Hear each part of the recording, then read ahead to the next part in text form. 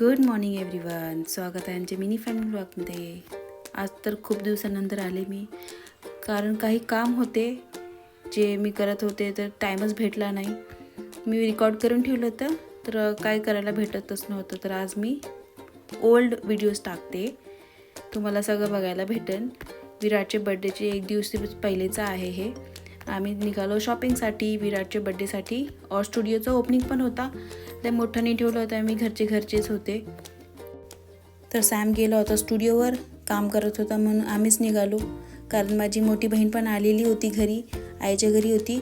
आम्ही निघालो, इथून माझ्या घरून निघाले 2 मिनिटाच्या अंतरावरच आहे. मग आम्ही पाय जातो. आज विराटचा मोठा भाऊ पण येणार होता, माझे बहिणीचा मुलगा.